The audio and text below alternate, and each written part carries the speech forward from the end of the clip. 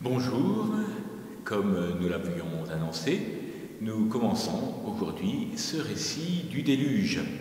Ce récit qui part du chapitre 6 et qui va aller jusqu'au chapitre 9, qui nous raconte d'abord les préparatifs du déluge, le déluge et le nouvel ordre du monde. L'Évangile nous avertit que le déluge préfigure le jugement dernier. Jésus nous dira en Matthieu 24, 37 à 39, « C'est les jours de Noé, ainsi sera l'avènement du Fils de l'homme. En ces jours qui précédèrent le déluge, on mangeait, on buvait, on prenait femme et mari, jusqu'au jour où Noé entra dans l'arche, et les gens ne se détournèrent en rien jusqu'à l'arrivée du déluge. Puis, du déluge qu'ils emporta tous.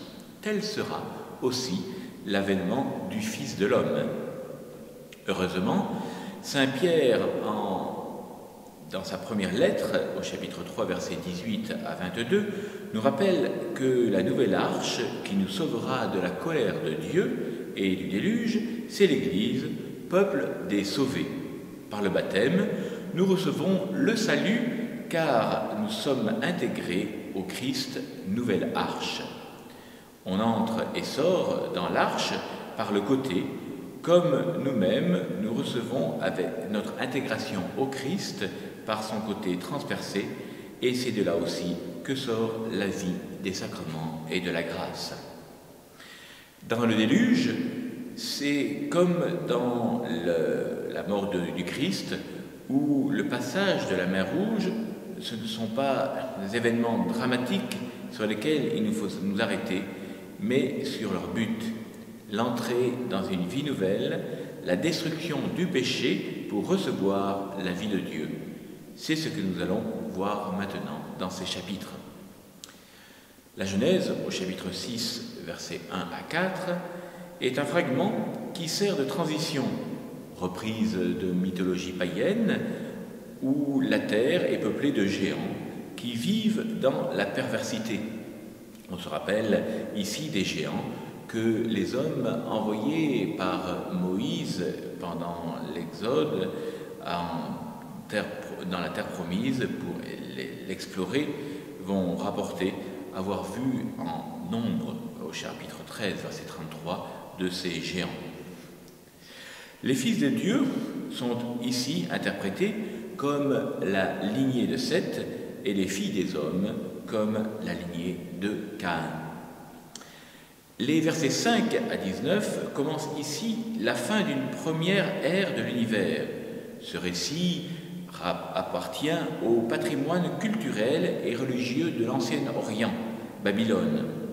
À partir d'inondations catastrophiques du Tigre et de l'Euphrate, s'est élaborée une histoire épique d'un cataclysme universel décidé par des dieux capricieux pour exterminer les humains.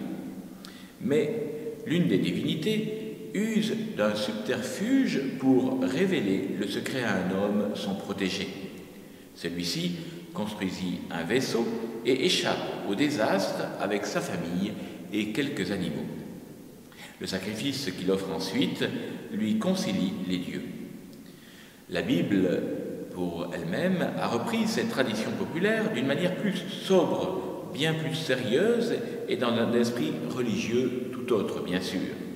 Le Dieu unique châtie les humains à cause de leur perversité, mais il épargne le seul juste Noé avec lequel l'humanité reprend un nouveau départ. Deux récits du peuple juif d'origines différentes se juxtaposent ici et se complètent, ce qui amène quelquefois à des répétitions et des divergences, en particulier au niveau des animaux et de la chronologie.